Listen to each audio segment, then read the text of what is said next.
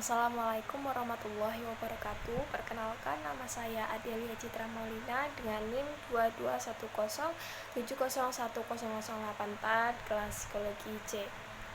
Kali ini saya akan menjelaskan mengenai perkembangan kognitif pada remaja dengan subtopik egosentrisme dan pemrosesan informasi. Yang pertama mengenai tentang egosentrisme remaja. Egosentrisme remaja merupakan ketidakmampuan membedakan sudut pandang sendiri dan sudut pandang orang lain. Ada dua komponen egosentrisme remaja. Yang pertama mengenai imaginary audience dan yang kedua personal fable. Yang pertama mengenai imaginary audience, di mana kepercayaan remaja jika orang lain itu tertarik pada dirinya seperti ia itu berminat pada dirinya sendiri.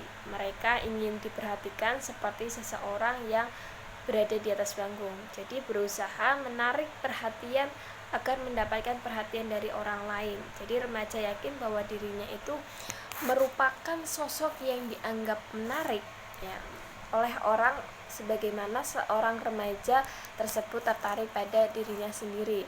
Contohnya, seorang remaja laki-laki kelas 9 ketika memasuki kelas, ia berpikir bahwa semua mata itu tertuju pada dirinya. Nah, contoh yang kedua, seorang gadis yang berpikir bahwa ia itu selalu was-was diperhatikan oleh orang lain karena ia itu berpikir bahwa orang akan mengomentari mengenai rambutnya. Yang kedua mengenai personal fable. Jadi remaja berkeyakinan jika dirinya itu unik dan tidak tertandingi, istimewa dan abadi gitu ya, kebal dengan berbagai bahaya. Contoh, seorang remaja pria berpikir bahwa ia itu tidak akan sampai meninggal dunia ketika di jalan raya saat mengendarai mobil. Nah, contoh yang kedua, remaja yang mencoba-coba obat terlarang berpikir bahwa ia itu tidak akan kecanduan. Subtopik yang kedua mengenai pemrosesan informasi.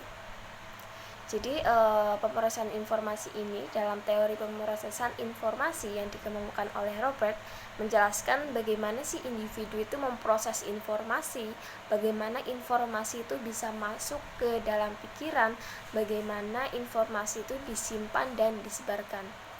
Jadi teori pemrosesan informasi itu lebih menekankan pentingnya proses-proses kognitif atau menganalisis perkembangan keterampilan kognitif seperti perhatian, memori, dan strategi kognitif.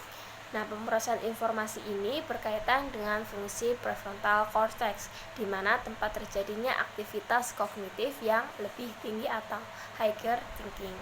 Selanjutnya mengenai karakteristik peningkatan kemampuan pemrosesan informasi pada remaja. Yang pertama, terjadi peningkatan fungsi eksekutif yang berkaitan dengan kemampuan penalaran, mengambil keputusan, berpikir kritis, dan memahami pemikiran orang lain. Karakteristik yang kedua yaitu peningkatan fungsi eksekutif membuat remaja itu dapat belajar secara efektif dan lebih mampu dalam memusatkan perhatian, mengambil keputusan. Selanjutnya mengenai proses informasi dalam ingatan. Yang pertama, encoding, di mana proses memasukkan informasi ke dalam memori.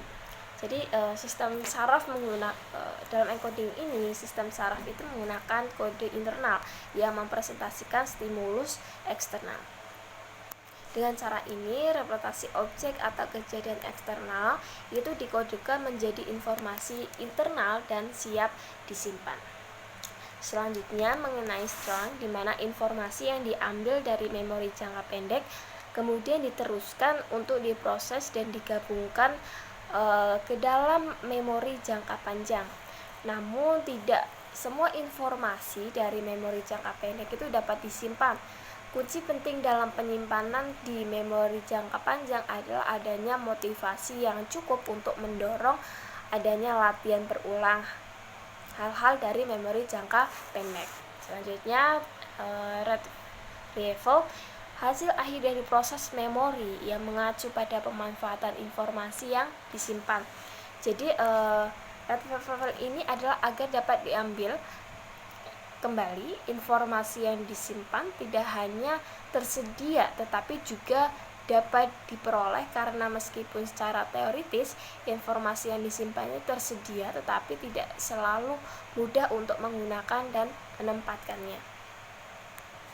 Sekian dari saya, jika ada kesalahan mohon maaf. Wassalamualaikum warahmatullahi wabarakatuh.